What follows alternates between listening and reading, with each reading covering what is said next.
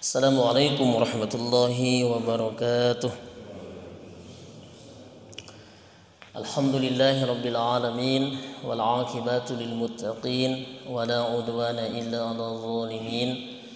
Ashhadu an la ilaha illallah wahdahu la syarika lah wa ashhadu anna Muhammadan 'abduhu wa rasuluh alladzi la nabiyya ba'dah. Allahumma shalli wa sallim wa barik ala sayyidina Muhammadin sallallahu alaihi wasallam wa ala alihi wa ashabihi wa man tabi'ahum bi ihsanin ila yaumiddin, amma ba'du. Fa ayyuhal hadirun, usikum wa iyaya bitaqwallah, ittaqullaha faqad fazal muttaqun. Qala Allah ta'ala fil Qur'anil Karim, a'udzu billahi minasy syaithanir rajim. Qul bifadlillahi wa birahmatihi fabidzalika falyafrahu wa khairum mimma yajma'un al-ayah. Hadirin jamaah salat subuh, intizar, iktikaf, ta'lim di rutin kita pada pagi hari ini. Ini ahad terakhir di bulan Rajab ya. Dan sekaligus ahad keempat juga di bulan Februari. Artinya kita akan mengakhiri salah satu dari bulan haram dan akan memasuki gerbangnya Ramadan. Jadi gerbang Ramadan itu adalah Sya'ban yang seringkali banyak dilupakan oleh kebanyakan manusia. Jadi di Sya'ban itulah kadang manusia lalai menurut para ulama. Oleh karena itu sampai detik ini kita masih istiqomah dalam melaksanakan salat subuh berjamaah, istiqomah qiyamul lail, istiqomah berzikir, istiqomah dalam mengikuti ta'lim dan iktikaf. Ini merupakan anugerah rahmat yang tidak bisa dibandingkan dengan harta sebanyak apapun. Karena kata Allah, katakan wahai Muhammad, karunia rahmat Allah itu lebih baik dari apa yang telah dikumpulkan, dari apa harta sejauh sebesar apapun harta yang dimiliki. Maka seyogyanya mari kita ungkapkan rasa syukur ini dengan sama-sama mengucapkan alhamdulillahirabbil alamin. Salawat serta salam selamanya kita sampaikan, kita perbanyak membacanya dan tidak pernah putus, terus Allah limpah curahkan teruntuk habibana wa nabiyana Nabi Muhammad sallallahu alaihi wasallam. Dengan sama-sama kita mengucapkan Allahumma shalli ala sayyidina Muhammad wa ala ali sayyidina Muhammad. Hadirin jamaah salat subuh yang dirahmati Allah, kita melanjutkan pembahasan di Kitab Riyadhus Shalihin, masih berkenaan dengan bab larangan ya. Baik itu bentuknya larangan kuat yang disebut oleh para ulama adalah haram, ada juga larangan yang tidak kuat, maka itu memberikan makna hukumnya adalah makruh. Jadi jika larangannya itu kuat, ilatnya kuat, maka haram hukumnya. Jika ada larangan tapi tidak ada ilat yang jazim itu yang kuat, maka itu makruh. Sama halnya jika ada perintah itu kuat ya, tidak ada qarinah, tidak ada pembanding, tidak ada yang lainnya yang menjadikan itu sebaliknya, maka itu wajib. Dan sebaliknya jika bentuknya sebatas anjuran, perintahnya tidak kuat, maka itu sunnah. Tidak ada perintah, tidak ada larangan, itu mubah saja. Itu mubah. Jadi istilah-istilah fikih itu begitu. Ada 5 hukum syara itu ya. Nah, di sini Imam Nawawi coba mengklasifikasi, bukan mengklarifikasi ya. Hadis-hadis yang sifat larangannya kuat maka menjadi haram babnya, babu tahrim misalkan, bab yang diharamkan. Kalau larangannya sifatnya tidak kuat, tidak ada jazim yang menyatakan itu adalah sebuah larangan yang kuat, maka Imam Nawawi menyebutkannya di sini babnya babu karohah, bab makruh. Nah, kata para ulama, makruh itu adalah dilakukan itu tidak menimbulkan. Sebetulnya makruh itu saya kurang cocok dengan kalau dilakukan tidak berdosa ya, tapi makruh itu lebih cocok kepada sesuai dengan maknanya tidak baik atau tercela ya. Makruh itu yang tidak terpuji, yang jelek, yang dibenci itu makruh, karohah, yukrohu kan gitu. Nah, bulan lalu kita membahas tentang haram makmum mendahului imam saat bangkit dan dari ruku dan sujud. Kenapa dikatakan haram? Karena ada jazim yang kuat di sini, ada qarinah yang ilat yang kuat. Jadi haram mendahului dalam artian mendahului ruku, bangkit dari ruku, mendahului sujud atau bangkit dari sujud. Itu haram. Dalam kondisi makmum tahu, apalagi makmum melihat, ya, mendahului imam. Nah ini hukumnya haram dalam sholat. Bahkan Rasul dengan ancaman, "Amma yakhsha ahadukum idza rafa'a ra'sahu qabla al-imam ayaj'alahu Allahu ra'sahu ra'sa himarin." Semoga Allah menjadikan kepalanya seperti kepala keledai, kepala himar. Di situ kan ancamannya kuat di situ. Makanya ulama sepakat hadis ini berkenaan dengan larangan haram. Nah, kita harus hati-hati ya. Jangan ada sifat naon teh Ustaz Anwar lah. Sok ngiluan nutur-nutur. Gegeran naon lah. Ya, gegeran. Jadi imam baru juga gerak udah gerak mendahului gitu. Nah, pastikan imam sudah sempurna ruku baru kita ruku. Fa idza raka'a raka'u. Jika imam ruku, maka makmum ruku. Kalau imam belum sempurna ruku, jangan ruku. Jangan baru imam Allahu Akbar sudah ikut Allahu Akbar. Ya, pastikan dulu imam Allahu Akbar. Makanya imam rata-rata baca takbirnya sudah gerak ke bawah. Allahu Akbar kan gitu. Bukan begini Allahu Akbar ay gerak ngecar makmum mayunan atau sekaya kan. Ini sekiranya imamnya telat, misalkan nyeri cangkeng, nah, jangan mendahulukan kalimah takbir intikal. Nanti makmum sudah gerak, dia belum ngapa-ngapain. Nah, itu kan sama dengan ngeprank makmum gitu. Nah, jadi pastikan dulu imamnya itu ruku, maka makmum ikut ruku. Ketika imam hendak berdiri dulu. Sami Allahu liman hamidah. Jangan sami Allahu liman hamidah dihanap kene imam makmum kayak udah cengkat. Makanya pastikan sami Allahu liman hamidah. Nah, makmum pasti mau mendahului. Karena imamnya mengucapkan kalimah takbir intiqalnya atau sami Allahu liman hamidahnya sudah di atas atau paling tidak sambil gerak. Ya. Karena ada 3 pilihan.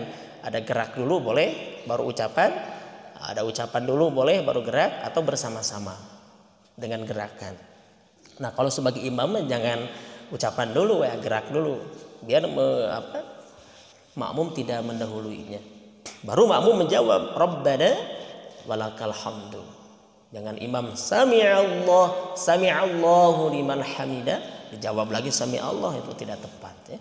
Nah, karena imam mengatakan Allah Maha mendengar kepada orang yang pada hambanya yang memujinya, maka kita langsung memujinya Rabbana walakal hamdu. Tambahkan mil'us samawati wa mil'ul ard sampai akhir. Demikian juga sujud ya, nah, itu haram. Kita sudah bahas bulan lalu. Nah, sekarang babu karohati wad'il yadi alal khasirati fis shalah. Bab makruhnya meletakkan tangan di pinggang atau panggul ketika salat. Jadi meletakkan kedua tangan ya dalam salat itu yang dicontohkan dengan 3 pilihan itu bisodri di dada, ada kan? Di dada, kemudian juga ada di ulu ati ya, kemudian juga di perut. Nah, selain itu makruh. Contoh meletakkannya di pinggang misalkan. Seperti orang kaca pinggang ya, melak cangkeng. Dari Abu Hurairah, anna Rasulullah sallallahu alaihi wasallam naha 'anil husri fis shalah, muttafaqun alaih. Abu Hurairah radhiyallahu anhu meriwayatkan bahwa Rasulullah SAW melarang meletakkan tangan di pinggang atau panggul ketika sholat. Nah, seperti melak cangkeng, ya. Tapi tidak meletakkannya sama sekali ke bawah, ada memang pandangan ulamanya. Seperti orang-orang Irak ya. Saya kalau lihat ya, karena lihat di tasnya itu, di tasnya kan min Irak ya, dari Irak gitu, orang Irak. Kalau di Masjid Haram, ya begini aja, tangannya ke bawah gitu. Nah, gitu. Itu mazhab yang lain. Tapi kalau kita mengikuti sunnah Rasul, ada 3 hadis, bisa bisodri, tetap tangan-tangan di atas ya. Tangan kanan kita di atas tangan kiri dengan ditempelkan atau digenggam. Jadi tangan kanan menggenggam pergelangan tangan kiri. 2 pilihan, menggenggamnya atau sekadar menempelkannya saja. Atau di bawahnya, di tengah atau di bawah. Itu boleh. Tapi ditempelkan atau digenggam. Jadi pergelangan tangan kiri digenggam. Itu ada hadisnya dalam Wa'il bin Hujr itu dalam kitab Sifatus Salat Nabi. Hadis-hadis sifat-sifat salat Nabi. Nah, jadi kalau di pinggang itu makruh, ya, tidak baik dan bisa mengurangi pahalanya salat. Menurut ulama itulah makruh dalam salat itu mengurangi pahala salat. Ini muttafaqun alaih dari hadis Bukhari Muslim, hadis nomor 1219, hadis nomor 1220 dan Muslim hadis 545. Babu karahatis shalah bihadratit ta'am wa nafsuhu tatawaqu ilaih aw ma'a mudafa'atil akhbathain wa huma al-baul wal ghaid. Bab makruhnya salat saat dihidangkannya makanan. Nah, sedangkan dirinya menginginkannya atau sambil menahan 2 hal yang jelek, yaitu buang air kecil dan buang air besar. Kalau kita beres rapat nih misalkan yang di kantor, datang waktu zuhur, makanan sudah dihidangkan oleh para mushaji, misalkan di hotel rapatnya atau rapatnya di kantor atau di mana lah, nggak mesti rapat saja, botram lah. Mau sholat, makanan sudah dihidangkan, perut sudah lapar. Kata sebagian, udah awal waktu sholat. Makan dulu yang lapar. Nah, itu makan dulu ya. Karena kalau menahan lapar, makanan sudah dihidangkan, hukumnya makruh. Lebih baik makan dulu. Makanya peribahasa, mendingan ingat sholat ke makan daripada ingat makan ke sholat. Kayak peribahasa gitu aja. Lebih baik ingat sholat ke makan daripada ingat makan ke sholat. Nah, itu memang betul ya. Makanan sudah dihidangkan, kita pun sudah ingin makan, maka lebih baik makan terlebih dahulu. Nah, ternyata dalam beragama itu, dalil-dalilnya ada dalil yang menganjurkan kita harus melakukan A. Tapi semua sifatnya fleksibel, ya. Lihat kondisional. Ternyata dalam kondisi tertentu sebaiknya jangan dilakukan terlebih dahulu. Contoh dalam sholat zuhur misalkan juga bukan hanya makanan. Kita mesti panas ya, taharoh, panas badan. Habis perjalanan, motoran, pakai helm, pakai jaket, datang ke rumah adzan zuhur. Itu tidak dianjurkan langsung sholat zuhur. Tabarrud dulu, dinginkan dulu badan, leson heula. Ternyata ada kondisi-kondisi tertentu, Pak. Datang ke rumah misalkan, habis papanasan gitu ya. Wah, langsung lompat ke masjid, ikut sholat zuhur. Nah, di zaman Rasul juga tidak begitu. Ada tabarrud dalam istilah agama itu. Tabarrud itu mendinginkan badan dulu, minum dulu, leson dulu. Kita ikuti mungkin berjamaah yang kedua gitu, atau kita sebagai masbuk. Bahkan Rasul pun pernah menjadi masbuk. Meskipun sudah qomat, beliau menolong dulu seseorang yang perlu pertolongan atau menjawab dulu pertanyaan yang di jalan yang pertolongan ya, menolong, meminta pertolongan. Dan sehingga Rasul menjadi masbuk pada waktu itu. Nah, ternyata juga dalam beragama itu kita ada bahkan dalam hadis sebelumnya sudah kita bahas, la tusaddidu, kan, jangan kau memberatkan dalam beragama kecuali kau sendiri akan bosan ya, kecuali kau sendiri akan merasa bosan dan tidak akan mampu untuk melakukannya. Contoh siang hari puasa terus misalkan, malamnya tahajud kurang tidur. Tidak, ketika Salman Al-Farisi dengan salah seorang sahabat yang lain, kemudian semua laporan kepada Rasul, apa kata Rasul? Sodaqta Salman, ya, sodaqo Salman, Salman benar. Apa kata Salman sebelumnya itu? Setiap diri kita ada haknya, ada hak kepada Allah. Tubuh kita pun ada haknya, ada hak tidur, ada hak makan, ada hak istirahat. Jadi ahyan wa ahyan gitu kan. Ada masanya bercanda, ada masanya bermain, ada masanya kita ngobrol, ada masanya kita baca Quran, ada masanya kita berzikir, ada masanya kita berolahraga, ya. Dan itu bagi orang yang beriman bisa menjadi ibadah semuanya. Ya, ada masanya dengan pasangan kita bercanda. Jadi Rasul pun demikian. Ya, tidak terus misalkan sampai ada jamaah saya laporan, Ustaz, saya mohon pendapatnya. Ibu-ibu, kenapa Bu? Suami saya itu baca Quran terus, Sampai saya tuh diabaikan gitu. Jadi baca Quran terus di rumah juga nggak baik. Baca Quran terus gitu. Istrinya tidak ajak ngobrol gitu, tadi toel-toel acan gitu, tuh diajak ini cengkrama, itu tidak baik gitu. Jadi saya pingin sekali-kali baca buku atau lah baca Quran. Ternyata kan harus seimbang gitu ya, dalam kehidupan itu. Nah, hadirin yang dirahmati Allah.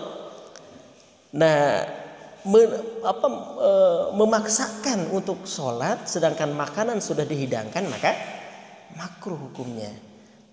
Sebagaimana Aisyah radhiyallahu anha menyampaikan hadis ini, sami'tu Rasulullah, aku mendengar Rasulullah sallallahu alaihi wasallam yaqul, la sholata bihadrati ta'am wala huwa yudafi'uhu al-akhbasani, muttafaqun alaih, atau rawahu Muslim. Aisyah radhiyallahu anha berkata, aku mendengar Rasulullah SAW bersabda, tidak ada sholat saat dihidangkannya makanan. Maksudnya bukan sholatnya jadi gugur ya. Maksudnya jangan sholat dulu.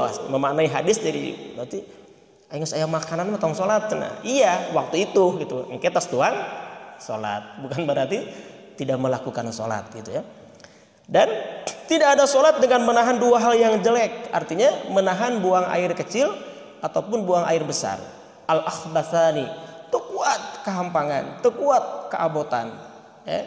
Meskipun sudah qomat mereka masjid, hayang kebagian sholat berjamaah, takbiratul ula ma'al imam, takbir awal dengan imam, tapi hoyong kajamban lah.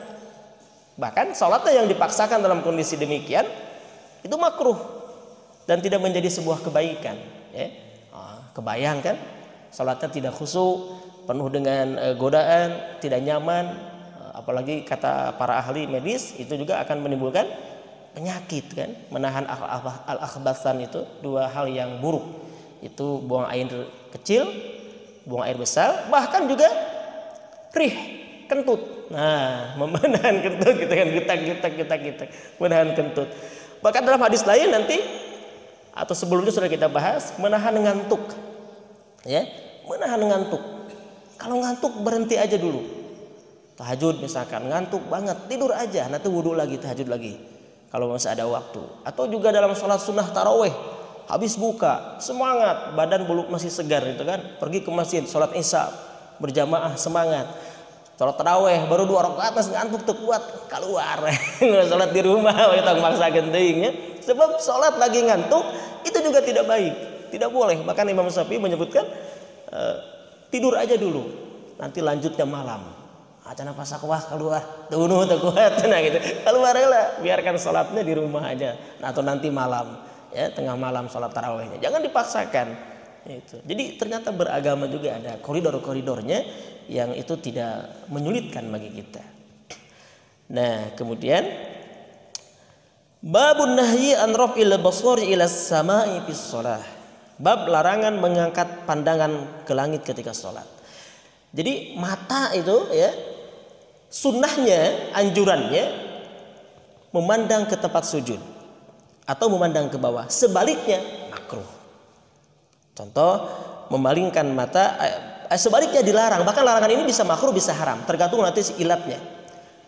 Misalkan malah melihat ke atas ya, ketika sholat malah melihat ke atas. Bisa saja melihatnya itu secara dalam jangka waktu yang lama, dalam artian memandang atau mencuri pandangan ya, kita sholat yang dianjurkan melihat ke bawah ke tempat sujud, tiba-tiba kita mencuri pandangan ke atas, itu bisa dikategorikan makruh. Tapi kalau memandang selamanya bisa dikategorikan haram. Nah, jadi ningali kalau gitu, ningali lihat apa kaligrafi mungkin di atas, atau ninggalian langit kalau sholat terbuka misalkan. Nah itu tidak dibenarkan, bahkan dilarang. Sebagaimana dari Anas bin Malik radhiyallahu an, qala Rasulullah sallallahu alaihi wasallam, ma balu aqwamin yarfa'una absarahum ila as-sama'i fi salatihim. Astadda qawluhu fi dzalika hatta qala la yantahunna an dzalika aw la tukhtafanna absarahum. Rawahu al-Bukhari. Anas bin Malik berkata, Rasulullah sallallahu alaihi wasallam bersabda, mengapa orang-orang mengangkat pandangannya ke langit dalam salat mereka? Perkataannya menjadi keras tentang hal itu sampai beliau bersabda, hendaklah mereka berhenti dari itu atau Allah akan benar-benar merampas penglihatan mereka. Jadi dulu sebelum Rasulullah SAW melarang atau dengan larangan ini, Para sahabat ada yang sholatnya melihat ke atas. Ya mungkin mereka belum dapat informasi itu, atau juga menganggap bahwa seperti halnya berdoa melihat mungkin ke atas. Tapi ingat, dalam akidah Ahlussunnah wal Jamaah, meskipun kita berdoa atau ke atas, bukan berarti Allah itu di atas. Makanah, tempatnya. Karena Allah itu laisa kamitslihi syai'un, tidak ada yang sama dengan kita. Laisa bil makan, ya, tidak ada tempat bagi Allah. Artinya kalau ada tempat, manusia berarti makhluk. Jangan kita menganggap bahwa Allah atas. Kata para ulama, mengapa doa itu ke atas? Atas itu kiblatud doa. Atas itu apa? Kiblatnya doa. Seperti halnya Ka'bah, kiblatus shalah, kiblatnya salat. Jadi jangan sampai ada keyakinan bahwa Allah itu fil arsy di atas. Itu makana, itu mujassimah, ya. Tawajuh, menjadikan Allah itu ada arah di atas, itu juga dalam akidah Asy'ari, ya, atau Ahlussunnah wal Jamaah, itu dari kemusyrikan. Karena yang kuat itu dalam ayat Al-Qur'an, qul huwallahu ahad, Allahus samad, lam yakul lahu kufuwan ahad. Itu yang muhkamat ayatnya, yang tidak bisa ditafsirkan lain. Walam yakul lahu kufuwan ahad, tidak ada yang sama dengan Allah. Dan ayat ini turun kan, Al-Ikhlas itu, ketika orang kafir bertanya kepada Rasulullah, wahai Muhammad, sif lana rabbak, sampaikan kepada kami sifat-sifat tentang Tuhanmu, kan begitu. Maka turunlah surah Al-Ikhlas. Nah, itu jelas sekali, itu tidak ada, itu muhkamat, itu ayat yang paling jelas. Kalau Allah wa ala arsy istawa rahman, itu mutasyabihat ayatnya, masih perlu takwil kata para ulama Ahlussunnah wal Jamaah dalam akidah Al-Asy'ari, itu takwil itu. Jadi di atas itu bukan berarti Allah nama kana ada di atas. Di atas itu adalah al-mulk wa sultan, kedudukan. Seperti hanya gubernur, atasannya bupati. Kan tidak berarti gubernur ada di atas kepala bupati kan? Bukan berarti gubernur ngincak kepala bupati kan, tidak. Tapi itu kedudukan, as-sultan wal mulk. Jadi di atas itu bukan berarti di atas langit ketujuh, bukan. Nah, ini juga penting harus saya sampaikan.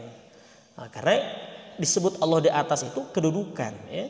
Nah, karena sebagaimana bupati dengan gubernur, gubernur atasannya bupati, kan bupati nggak duduk, gubernur nggak duduk di atas bupati, nggak nginjak kepala bupati, tapi kedudukannya lebih tinggi daripada bupati. Ini akidah Ahlussunnah wal Jamaah. Hadirin yang dirahmati Allah, jadi sholat menghadap kiblat karena Ka'bah kiblatus shalah, sedangkan atas kiblatut doa. Nah, itu perlu diketahui. Nah, memandang pandangan ke atas, ya, dalam sholat tentu tidak boleh justru. Meskipun sholat itu secara bahasa adalah ad-du'a, sholat itu adalah doa, tapi kondisinya berbeda dengan doa di luar sholat. Meskipun sholat itu secara bahasa adalah ad-du'a, tapi dianjurkan pandangannya adalah melihat ke tempat sujud. Itu sehingga sebaliknya adalah larangan. Sampai Rasul mengatakan Allah akan benar-benar merampas penglihatan mereka. Sampai Rasul mengatakan atau Allah akan merampas penglihatan mereka dalam artian menjadi buta. Ini larangan keras supaya mereka pada waktu itu tidak terus sholatnya melihat pandangannya atau memandangkan matanya, pandangannya ke langit. Sehingga sampai Rasul mengatakan demikian. Hadis riwayat Al-Bukhari, hadis ke-750. Kemudian babu karahati iltifati fis shalah li ghairi uzr. Bab makruhnya menoleh ketika sholat tanpa uzur. Kalau tadi ke atas, ini menoleh. Dalam artian bisa ke kiri ataupun ke kanan. Menoleh tanpa uzur. Tanpa uzur, ada kalimatnya bi ghairi uzrin. Kalau ada hajat, sebaliknya daripada uzur, ya. Ada hajat, ada uzur, ya, yang mengharuskan kita menoleh. Contoh ada binatang buas yang akan membahayakan, ataupun melihat kondisi orang yang bisa celaka, nah itu tidak menjadi sesuatu yang makruh. Sehingga di sini dari Aisyah radhiyallahu anha, qalat sa'altu Rasulullah sallallahu alaihi wasallam, aku bertanya kepada Rasulullah sallallahu alaihi wasallam, anil iltifati fis shalah, faqala, tentang bagaimana menoleh di dalam salat. Sehingga Rasul menjawab, huwa ikhtilasun yakhtalisuhu syaitan min salatil 'abd. Ya. Tidakkah tersebut adalah perampasan yang dilakukan syaitan dari salat seorang hamba, dan itu diantara godaan setan dalam salat. Seakan-akan setan merampas, ya, merampas kehusuan kita, sehingga kita terpalingkan oleh bisikan setan sehingga harus melirik ke kiri ataupun ke kanan, dan itu dimakruhkan dalam sholat. Meskipun memang menghadap kiblat itu kan bukan bil wajhi tapi bisodri. Kata ulama ahli fikih, apa yang harus lurus ke kiblat itu adalah dadanya, badannya, bukan wajah yang menjadi patokan utamanya, badan. Ini yang harus lurus ke kiblat. Tentu ini mengikuti. Maka kalau ini memalingkan itu sekadar makruh. Tapi kalau badan ya berpaling dari arah kiblat, nah itu bisa membatalkan sholat. Apalagi kalau sholatnya di Masjidil Haram, itu kan menghadapnya harus bukan lagi biqadrihi, tapi harus bidzatihi. Betul-betul harus menghadap Ka'bah. Itu dengan zatnya, bidzatihi, karena kita melihat Ka'bah, harus lurus. Nah, kemudian dari Anas qala Rasulullah sallallahu alaihi wasallam, iyyaka wal iltifata fis shalah fa innal iltifata fis shalah halakah fa in kana la budda fa bit tatawwu'i la fil fardhah. Rawahu at-Tirmidzi wa qala hadisun hasanun sahih. Anas radhiyallahu anhu berkata, Rasulullah sallallahu alaihi wasallam bersabda, janganlah engkau menoleh di dalam salat. Ini larangan pertamanya, ya. Jangan menoleh. Di sini tidak disebutkan ke kiri atau ke kanan, tetapi memberikan makna menoleh ke kiri atau ke kanan. Dilarang menoleh. Karena menoleh di dalam salat itu adalah kebinasaan. Namun jika terpaksa menoleh, kata Rasul, sebaiknya di dalam salat sunnah saja. Kalaupun harus terpaksa, itu pun sebaiknya bukan dalam salat fardu, ya, tidak di dalam salat wajib. Kalaupun harus terpaksa menoleh, seperti tadi ada kemungkinan ada hal yang mencelakakan atau ada kemungkinan sesuatu yang bisa kita menolong orang lain, itu pun sebaiknya jangan dalam sholat fardu, ya, tapi dalam sholat sunnah. Nanti pertanyaan, non beda, ini pembahasan lain, sholat fardu dan sholat sunnah. Tentu dari sisi anjurannya kan beda, dari sisi hukumnya beda. Nah, hadis ini memang menurut Syekh Albani, ya, dalam Jami'us Shahih, kitab Jami'us Shahih dipandang sebagai dhaif karena ada syarat dalam sholat sunnah dan sholat fardu. Sehingga meskipun hadis ini disebut dalam hadis At-Tirmidzi adalah hadis hasan sahih, tapi dalam Jami'us Shahih Albani dikategorikan sebagai hadis yang dhaif. Tapi yang pertama tadi hadis yang sahih, itu terdapat dalam hadis riwayat Imam Al-Bukhari. Bab yang tadi tentang makruh menoleh ketika sholat tanpa ada uzur. Kemudian kita akan lanjutkan babun nahyi anis sholati ilal kubur, bab larangan sholat menghadap kuburan. Ini menjadi polemik, Pak. Bagaimana kadang ada masjid yang kuburan itu di hadapan Pangimaran, ya. Saya dengar juga yang di sana itu katanya juga dulu mau dipindahkan, yang pemilik Al-Maksum di masjid sana itu kan ada kan di depannya itu kan yang di mana itu, saya kek mana kan kuburan itu di depan, ya, di situ kan di depan Pangimaran. Nah, saya dengar juga mau digeser katanya masjidnya. Saya belum sholat di sana lagi, apakah udah digeser atau belum. Nah, memang menjadi polemik di antara para ulama, di kalangan para ulama. Kadang ada yang seseorang punya masjid misalkan, ya, atau punya mushola, atau di situ ada penyiar agama Islam, kemudian ada para kiai ulama, lalu dia wafat, kadang makamnya disimpan dikuburkan di belakang apa depan masjid, ini disebutnya depan Pangimaran, ya, atau mungkin belakangnya masjid di depan Pangimaran. Nah, sebaiknya itu di samping saja. Karena kita lihat di makam Baqi saja di Madinah, ya, itu di samping kan, samping kiri masjid. Tidak ada di hadapan Pangimaran itu pemakaman. Itu di samping saja. Kalau seandainya mau menguburkan pemakaman, di situ ada kiai misalkan yang wafat, lalu di situ mau dekat masjidnya, ya mungkin sebaiknya bukan di hadapan Pangimaran, tapi di sampingnya. Bisa samping kiri ataupun di samping kanannya, tergantung tanah yang memungkinkan di sebelah mana. Nah, itu, ya. Nah, itu pernah di situ saya ngobrol dengan, waktu itu saya khutbah di masjid itu di sana, ngobrol dengan ininya, ini sebetulnya ada rencana katanya mau digeser gitu. Karena makamnya memang betul-betul di depan pengimaran, makam keluarga. Nah, itu. Mungkin yang udah pernah sholat mampir di sana tahu ya, dekat SPBU yang di sana itu. Nah, ini sholat menghadap kuburan, sebetulnya hadis awalnya menghadap kuburan, larangan ya. Karena dari dan sholatnya memang bukan menyolatkan jenazah, tapi sholat fardu yang ada ruku dan sujudnya gitu. Dari Abi Marsad Kanaz bin Al-Husain qala sami'tu Rasulullah sallallahu alaihi wasallam yaqul la tusallu ilal kubur wa la tajlisu 'alaiha. Abu Marsad Kanaz bin Al-Husain radhiyallahu anhu berkata, aku mendengar Rasulullah sallallahu alaihi wasallam bersabda, janganlah kalian salat menghadap kuburan ya, dan janganlah kalian duduk di atasnya. Ini saya dulu pernah sekali ya ziarah sekali-kalinya ke mana, ke Cirebon itu, di mana itu itu banyak orang sholat gitu. Sholat isya gitu kan, sholat ruku sujud gitu, sholat qiyamul lail di makaman itu, di depannya kuburan. Nah, itu nggak boleh sebetulnya ya. Kalau menyolatkan jenazah ya, menyolatkan itu meskipun sudah dikuburkan itu ada keterangannya, boleh.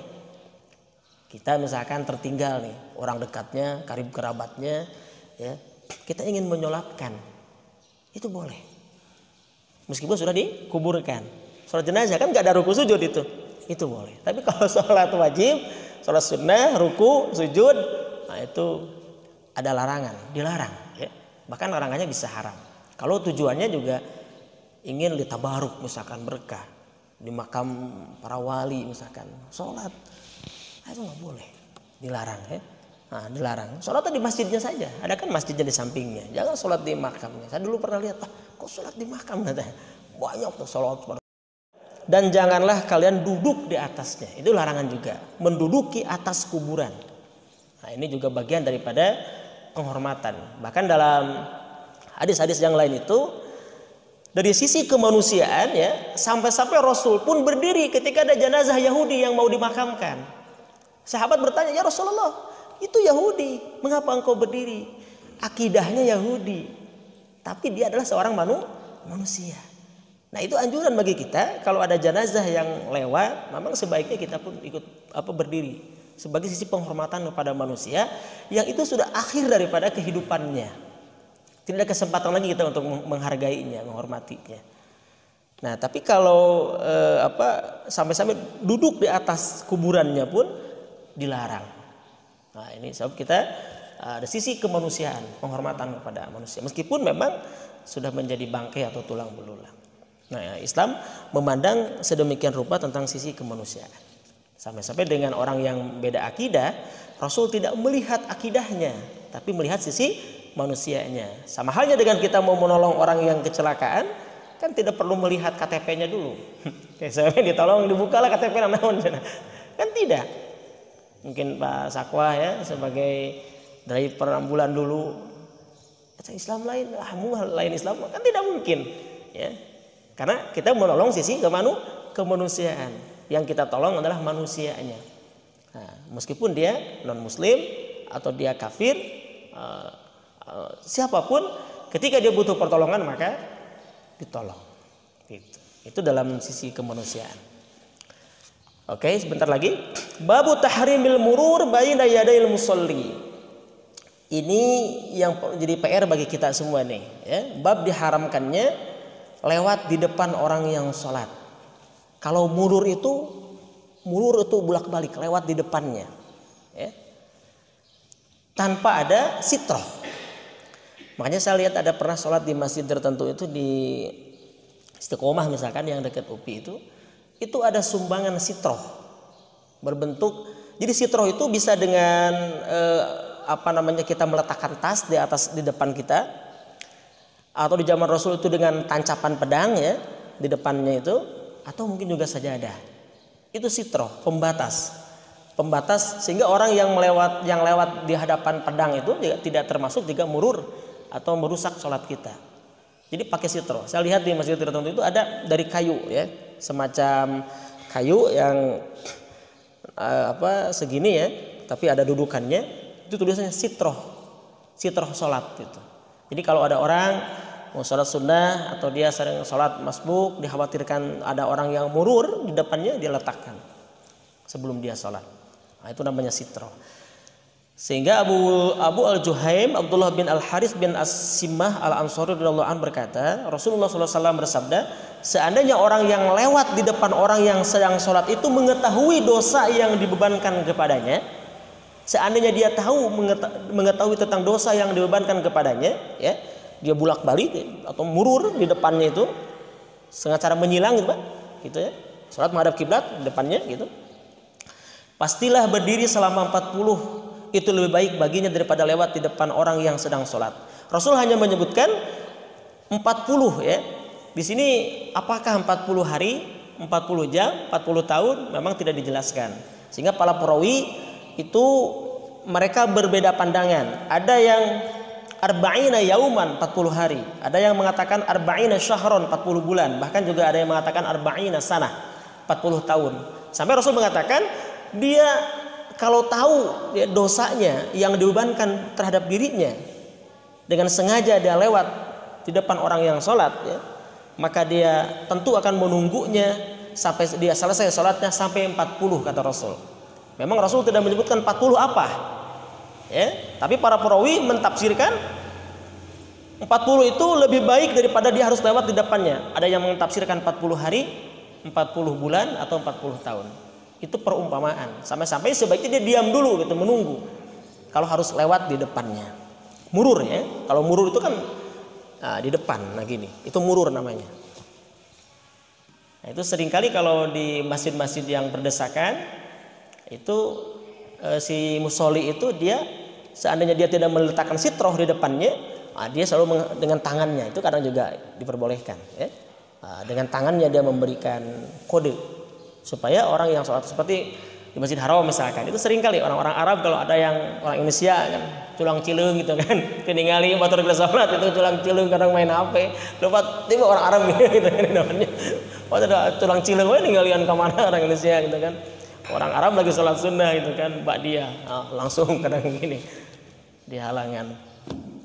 Nah, itu ya bab tentang haramnya lewat di depan orang yang sholat. Itu saja barangkali.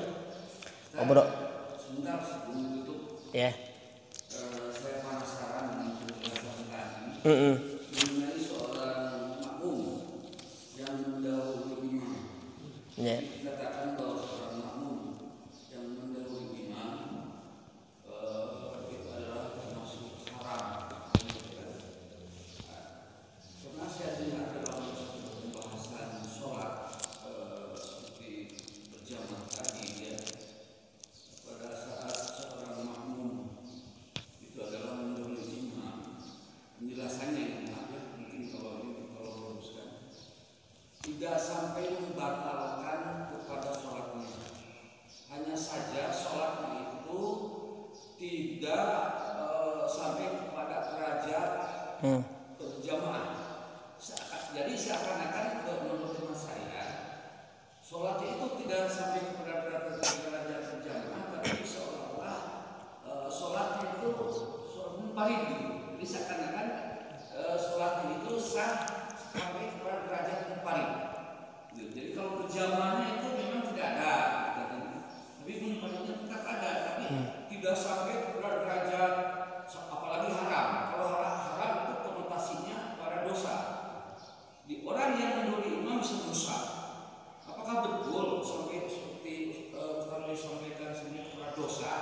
Ini itu saja yang saya luruskan. Terima kasih.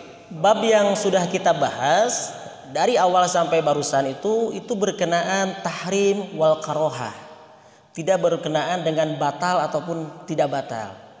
Semua yang saya baca barusan itu berkenaan larangan sifatnya haram, larangannya keras, dan karohah larangan sifatnya tidak jazim, tidak keras. Jadi larangan-larangan ini tidak berkenaan dengan batal sholat. Rasul tidak menyuruh mengulangi sholatnya. Sahabat yang mendahului imam, sahabat yang memandangkan pandangannya ke atas, atau sahabat yang menoleh ke kiri dan kanan. Dalam hadis-hadis ini Rasul tidak menyuruh untuk mengulangi sholatnya, hanya Rasul mengecam. Nah, kecaman ini, larangan ini, para ulama mengklasifikasikan ketika larangannya keras, kecamannya keras seperti mendahului imam ketika dalam ruku dan sujud ya, baik mendahului cengkat atau mendahului turun, maka Rasul menyebutkan dengan kalimat yang keras. Apa kata Rasul? Allah menjadikan kepalanya menjadi kepala keledai, atau Allah menjadikan rupanya seperti rupa keledai. Ini dikategorikan oleh para ulama larangan yang keras, karena ada semacam, bukan ancaman ya, Rasul mengumpamakan sampai demikian. Saking inginnya makmum itu mengikuti imam, bukan mendahului imam. Nah, apakah ini menjadi dosa atau tidak? Disebut haram itu lalu berimplikasi kepada seperti pengertian dilakukan mendapatkan dosa, jika tidak dilakukan mendapatkan pahala, misalkan seperti pengertian dalam istilah fikih, ya itu bisa masuk ke kategori demikian. Tapi khusus dalam sholat, artinya bisa saja pahala sholatnya terkurangi, bisa saja pahala sholatnya tidak sempurna. Kalau tadi misalkan Bapak menyebutkan, menurut ada ulama yang menyampaikan bisa saja kalau dia berjamaah menjadi tidak sempurna pahala berjamaahnya. Memang betul, bukan menjadi batal. Karena memang dari tadi saya tidak pernah mengatakan batal. Saya mengatakan haram dan makruh. Dan ini berimplikasi kepada kesempurnaan ibadah kita, kesempurnaan sholat kita, wabil khusus dalam berjamaah.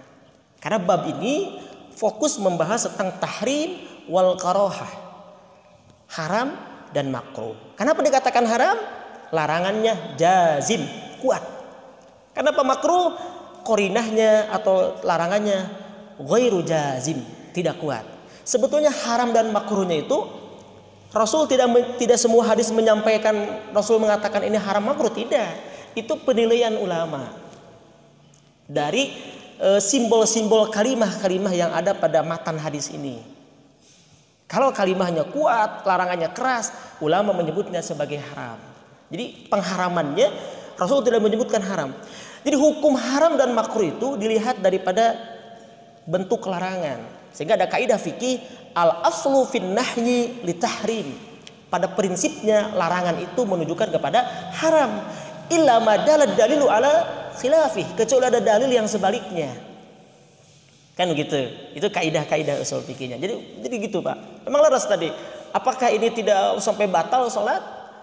Memang kita tidak membahas batal atau tidaknya sholat, hanya dilarang. Tapi ingat, kalau melanggar larangan dalam sholat itu konsekuensinya pasti mengurangi kesempurnaan sholat kita. Itu konsekuensinya, mengurangi kesempurnaan sholat dalam berjamaah. Kalau mendahului, tapi kalau melihat ke atas, melirik, itu kan tidak mesti berjamaah. Ketika munfarid, ketika sendiri pun mungkin saja dia melakukan di rumah, ningali cak-cak gitu kan. Sholatnya jadi. Karena sholat yang sholatnya jadi. Apakah sah atau tidak, diterima atau tidak, wallahu alam. Karena yang tidak sah itu bukan sholat yang tidak jadi. Sholat yang jadi Pak, yang dikerjakan. Jangan mengatakan sholatnya tidak sah, jadi. Tapi kalau sah atau tidaknya, wallahu alam.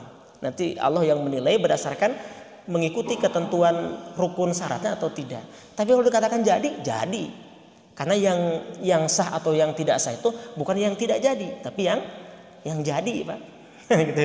Sedekahnya jadi sedekah. Berpahala atau tidak, wallahu alam, ikhlas atau penting gitu. Bukan yang tidak sedekah kan, yang jadi sedekahnya. Nah gitu barangkali. Sama lah sebetulnya ya. Jadi ini bagian daripada peringatan bagi kita, bagi saya, mobil khusus, bagi kita semua dalam berjamaah. Kuncinya, standarnya adalah faida kabaru. Jika imam takbir, maka makmum takbir, mengikuti. Faida roka'a roka'u, faida sajadu. Jika imam Allahu Akbar, makmum Allahu Akbar. Jika imam Allahu Akbar ruku, makmum Allahu Akbar ruku.